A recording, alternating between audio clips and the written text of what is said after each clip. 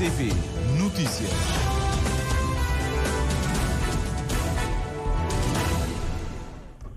São 19 horas em Cabo Verde.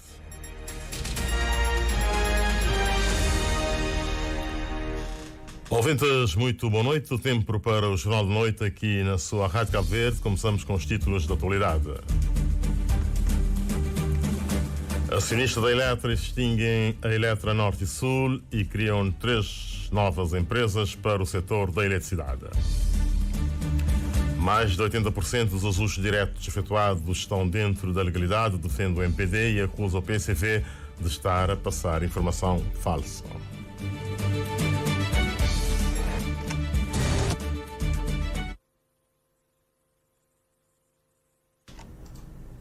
Vamos ao desenvolvimento. Os acionistas da Eletra S.A., o Estado, a INDP e municípios aprovaram hoje em Assembleia Geral Ordinária, realizada em São Vicente, a extensão da Eletra Norte e Sul e decidiram pela criação, a partir de 1 de junho, de 3 novas empresas para o setor da cidade, um assunto que está a ser ultimado, que voltaremos dentro de momentos aqui neste Jornal da Noite. As delegações mistas dos Parlamentos de Cabo Verde e Senegal tiveram um encontro de trabalho na Assembleia Nacional em Dakar. Os presidentes Austelino Correia e Amadou Mame Diop realçaram nos seus discursos a importância dos dois manterem as boas relações como sendo países de referência em matéria de boa governação e funcionamento da democracia em África. Os eleitos nacionais presentes afirmaram que saem deste encontro com a responsabilidade de incentivar o governo de Cabo Verde a propor acordos com o Senegal nos setores do transporte marítimo, saúde, educação e comércio. A reportagem com a nossa enviada especial a Dakar, Ariana Miranda. Senegal é uma república semipresidencialista e a Assembleia Nacional unicameral é composta por 165 deputados eleitos por sufrágio universal de 5 em 5 anos e a sua dissolução é uma prerrogativa presidencial. A delegação do Parlamento senegalês recebeu a sua congénere cabo-verdiana e a sessão de trabalho foi aberta com os discursos dos dois presidentes. Austelino Correia e Amadou Mame Diop consideram que Cabo Verde e Senegal são exemplos para a África no domínio da política e das relações externas. É constatável que as relações parlamentares entre Senegal e Cabo Verde são boas e saudáveis. Contactos bilaterais existem e são quase sempre positivos. Partilhamos a pertença ao Parlamento da CEDEAO, ao Parlamento Pan-Africano, à Assembleia Parlamentar da Francofonia e à União Interparlamentar, onde muitas vezes concertamos na busca das melhores soluções para o funcionamento dos mesmos. Podemos aproximar as nossas posições nos fóra internacionais a que pertencemos, nomeadamente nas questões de normalização estratégica e preenchimento de postos de liderança. O dinamismo de nos dois parlamentos.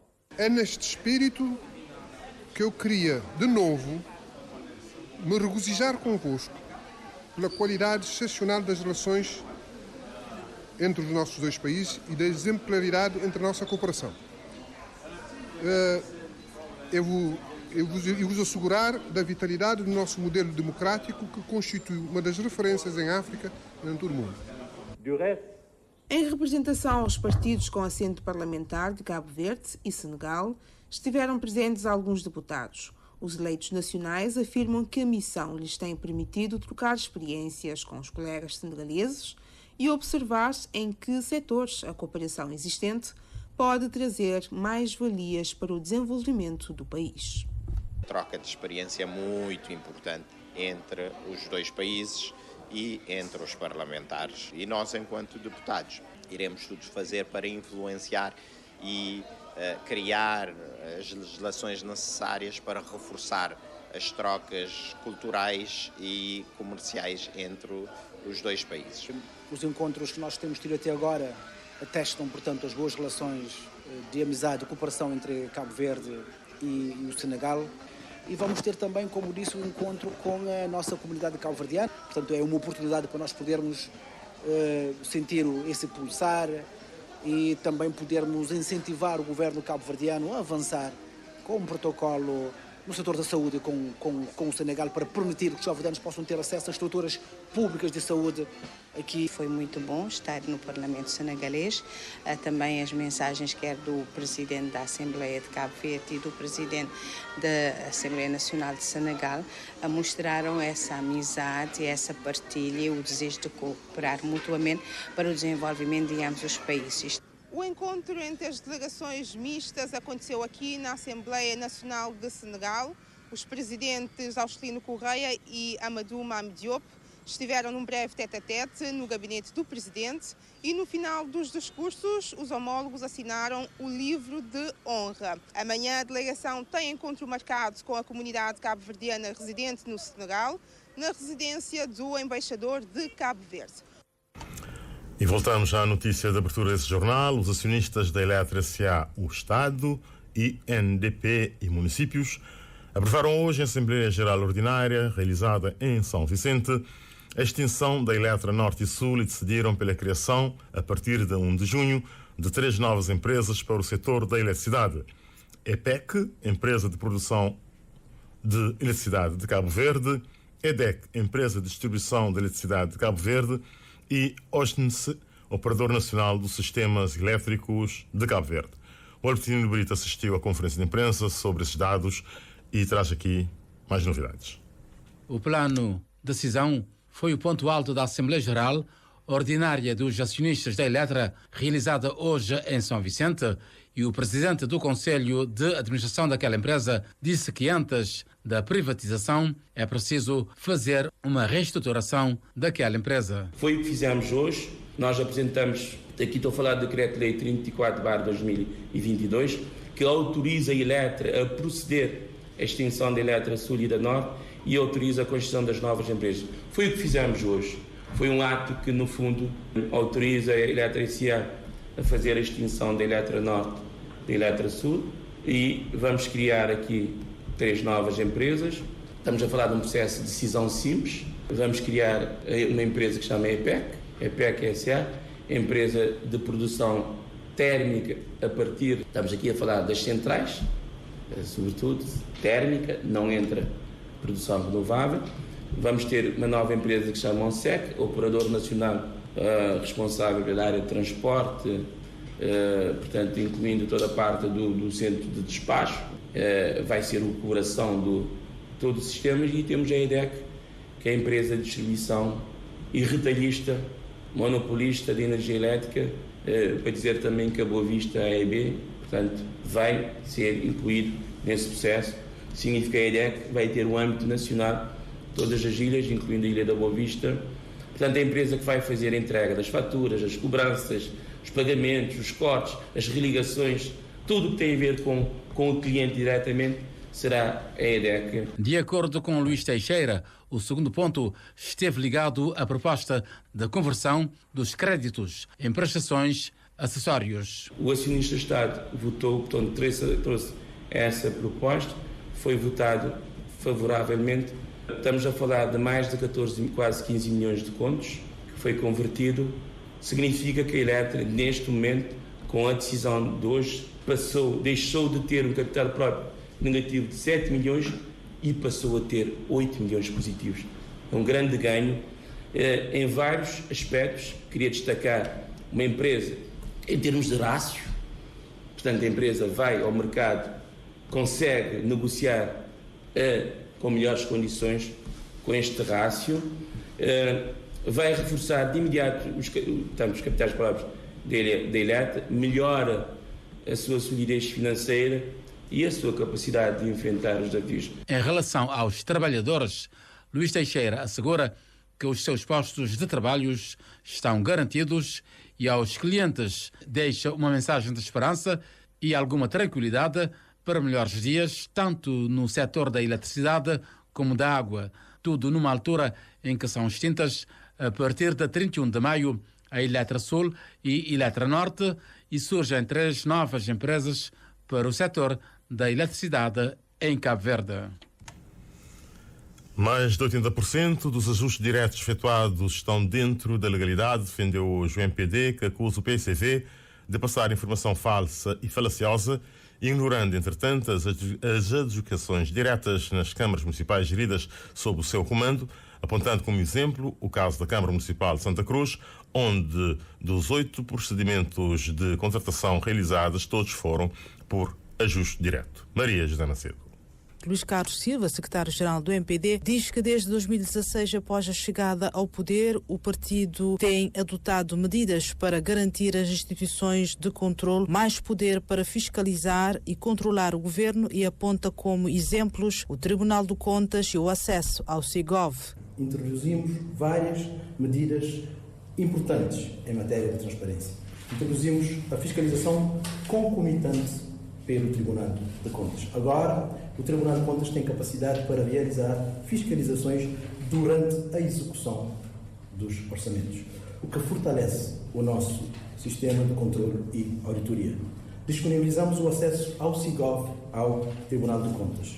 Concedemos finalmente este acesso, uma medida que foi reiteradamente negada pelo PAICB. Luís Carlos Silva afirmou ainda que as críticas pendem sobre a quantidade ao invés de valor dos contratos ou da conformidade legal dos ajustes diretos. Ao mesmo tempo, questiona o silêncio do PICV em relação às adjudicações nas câmaras municipais e instituições que estão sob o seu comando. Mais de 80% dos ajustes diretos efetuados no período em causa estão dentro da legalidade. Portanto, a informação que o PICV tenta passar é falsa e falaciosa. No entanto, o PICV ignora as adjudicações diretas nas instituições que estão sob o seu comando. Por exemplo, dos 110 mil contos contratados pela Câmara Municipal de Boa Vista, 100 mil contos foram por ajuste direto. Só 10 mil contos por concurso, mas concurso restrito.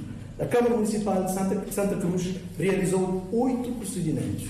Desses 8 procedimentos, 8 são por ajuste direto. A Presidência da República tem 100% dos procedimentos em ajuste direto. Questionado quanto às acusações de Julião Varela, secretário-geral do PICV, que acusa instituições do Estado de estarem a usar somente o ajuste direto nas contratações públicas, Luís Carlos Silva contraria, dizendo que estão a atuar dentro de um quadro legal. As instituições do que o Julião Varela faz utilizam ajuste direto dentro do quadro legal.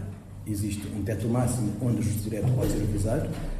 O ajuste direto pode ser utilizado até um teto de 10 mil contos para obras públicas e 5 mil contos para a contratação de serviços ou num contexto de emergência. Mais do que falar em quantidade de ajuste direto, ele devia falar no valor em causa nos ajustes diretos. MPD conclui afirmando que, em termos de quantidade, 65% dos procedimentos foram feitos por concurso público e 34% por ajuste direto. E o PCV realiza em articulação com a Fundação Francesa Jean Jaurès, na cidade da Praia, no próximo sábado, um colóquio internacional sobre o papel da esquerda democrática diante da nova ordem geopolítica mundial na perspectiva da defesa dos interesses nacionais. O evento alusivo ao centenário de Amílcar Cabral dá uma atenção especial às relações entre a África e a França e aos últimos acontecimentos na África Ocidental e Central, e Cabo Verde não fica de fora da reflexão proposta para o evento. Cândido Fortes. Cabo Verde não fica de fora da perspectiva da esquerda democrática. O colóquio tem o propósito de contribuir para uma melhor compreensão das mudanças geopolíticas globais e outras que afetam o funcionamento das democracias, destacando-se os últimos acontecimentos na África Ocidental e Central. Sem especificar nomes, a secretária para as Relações Exteriores do PAICV, Cristina Fontes Lima, referia-se supostamente, por exemplo, a acordos com países não pertencentes ao chamado mundo ocidental, como os que ligaram Níger e, mais recentemente, São Tomé e Príncipe à Rússia, golpes de Estado e tentativa de aumento do número de mandatos presidenciais no Senegal. A nossa perspectiva é de contribuir para melhor conhecimento destas mutações, que é claro que há mutações no mundo e em África, basta ver os golpes de Estado, basta ver as mutações aqui ao lado no Senegal, o que aconteceu, basta ver, portanto, a emergência dos BRICS, basta ver a forma como muitos países, mesmo da CPLP, estão a virar-se para outros parceiros.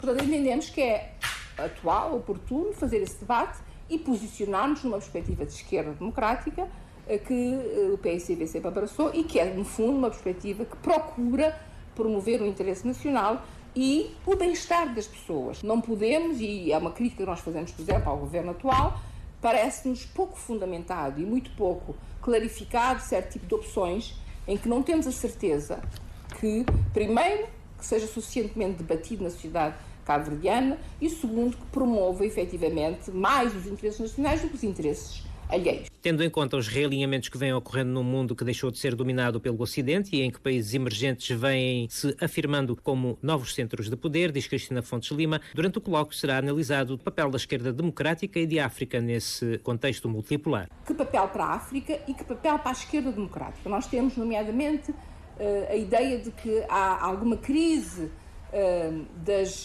relações com o Ocidente, baseadas em ajudas condicionadas ou em relações tutelares, relações tradicionais, e aparecem outros parceiros ou outras fontes de cooperação que nós entendemos como partido de pensamento autónomo, que na linha de Amílcar Cabral, que devemos ter, exigir e esperar relações não tuteladas, relações que respeitem a dignidade dos povos, mas que ao mesmo tempo, abandonando uma tutela, não se caia noutra. O colóquio integra 3 questões principais sobre a redução das vulnerabilidades, golpes de Estado e crises políticas em África, bem como as relações entre o continente e as diferentes potências mundiais, nomeadamente com a França. A deterioração das relações entre a África e França tem volta. E se tiver volta, como? O que poderia ser uma política de esquerda africana da União Europeia. O colóquio internacional, que se realiza no dia 18, conta com especialistas nacionais e internacionais, entre as quais da Fundação Jean Jaurès, Chad, Senegal ou Níger, e aborda ainda as consequências da Covid-19, o terrorismo e a insegurança alimentar e humanitária. O Ministro da Educação reuniu-se esta quinta-feira com os parceiros locais de educação para discutirem a reforma prioritária do ensino do pré-escolar e do primeiro ciclo do ensino básico no âmbito do programa Melhorar a Inclusão e Qualidade da Aprendizagem em Cabo Verde. Amadeu Cruz afirma que o encontro visa aprimorar as condições educacionais em Cabo Verde, com destaque para o pré-escolar e o primeiro ciclo do ensino básico. Preciso dizer que a reforma do ensino em curso, do ensino básico e do ensino secundário, visa o domínio das línguas, o português como língua nacional, mas as línguas estrangeiras, o inglês e o francês, e mesmo o ensino da língua cabo-verdiana enquanto língua veicular e língua nacional. Nós perspectivamos a consolidação desta perspectiva do ensino, particularmente da língua portuguesa como língua nacional, no básico, primeiro ciclo, mas também a nossa intenção é alargar o início da aprendizagem em língua portuguesa no pré-escolar.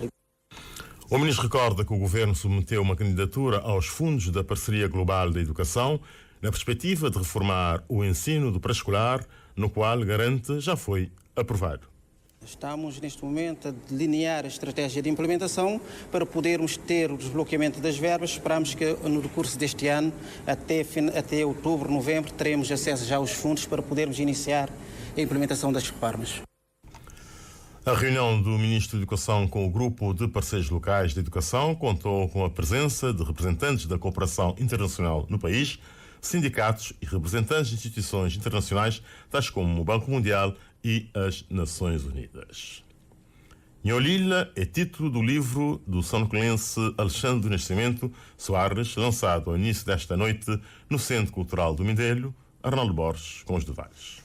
Tem 94 páginas e conta a história de um homem de Israel que estudava para ser padre e que um dia, juntamente com outros companheiros, iniciou uma viagem de barco e sem saber para onde, depois de dias de viagem, parou em São Nicolau, entre Preguiça e Carriçal. E Nholila resolveu aventurar-se e lançar-se ao mar, nadando até a terra desconhecida, e por ali ficou. Ele saiu na costa de São Nicolau, entre Preguiça e Carriçal, e gente que está passando desde longa bastante, e alguns pastores para espécies de bichos, vaca, cabra, etc, não é? Então consegui encontrar zona. Às vezes ele está a cumprimentar, às vezes não. A gente está até a correr dele, naturalmente, porque, claro, está com um homem, aquele branco, barba até na estão, não é? Vestido de descalço, não é? Vestido de um bata de padre. Com o livro Nholila, Alexandre Soares quis registrar uma história contada carinhosamente pela mãe. A história como te conta. Minhas bisavós contam minha mãe, não é? Conta seus pais contam minha mãe, não é? E minha mãe ainda lúcida, até porque ele morre com 102 anos, não é lúcida, não é? Nasceu perfeito, raciocínio. Então ele contou uma história ali. Há uma tradição que pode ser da nação Nicolau, de origem de Israel judaica e coisa, trabalha nisso mais longa. Divertiu-se muito ao escrever o livro, revela e deseja boas leituras a quem vier a comprar o livro. Imensamente. Claro, naturalmente, como te dizes, há tudo meus amigos e conhecidos e não só, não é? Mas estava hoje uma leitura com uma certa cultura daquele tempo, quer dizer, de maneira que a gente está a ver, com queres trazer o passado ou o presente, é a história do tempo. Quem compra um exemplar que tem melhor testemunho, é aquele exemplar que começou a ler, agora está a ficar a conhecer, sem incluir nas áreas, na história que já me contei, não é? Nas romances, não é? Nholila, um livro de Alexandre Soares, lançado ao início desta noite no Centro Cultural do Mindelo. E a terminar, o audiolivro Crónicas das Ilhas, Ambição 2030, do professor da Universidade de Santiago, José Luís Mascarenhas, foi apresentado esta quinta-feira no campus da Somada, na presença do Presidente da República de Cabo Verde e líder da Igreja Católica em Cabo Verde, o cardeal Dom Arlindo Furtado. Uma ação enquadrada nas jornadas académicas do Departamento de Ciências Económicas e Empresariais da Universidade de Santiago. A repórter Ângela Mendes com mais detalhes.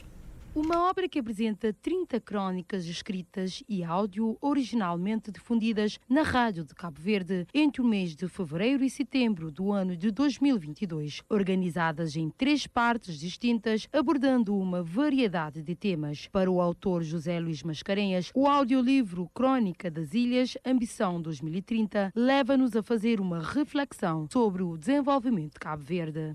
Em primeiro lugar, eu gostaria de agradecer à RTC pelo fato de ter apostado em mim e ter me convidado para fazer 30 crónicas na rádio. Então surgiu este audiobook que tem 3 partes. Eu dividi isso em 3 partes. A primeira parte com 10 crónicas que eu intitulei de Desafios Globais.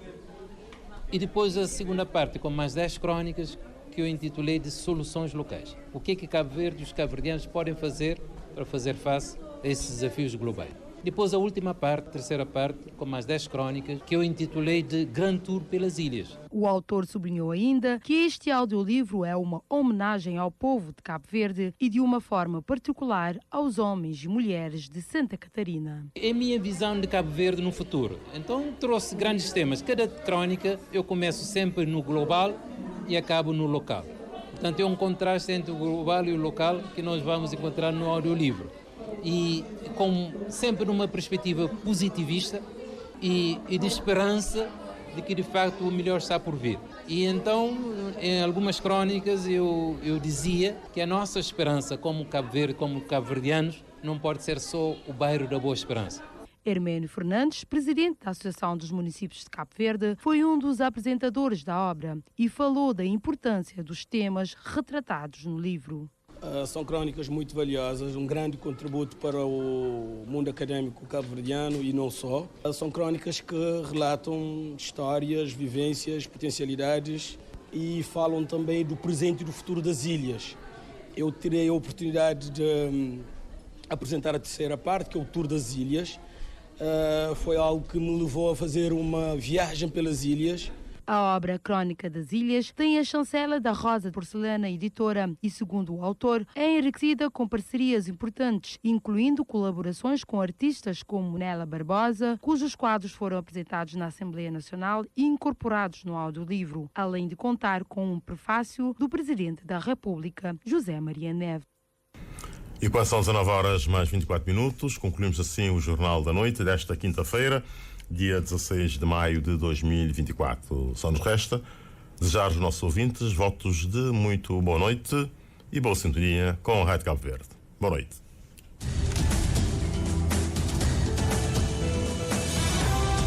Mais mais informações em www.rtc.cv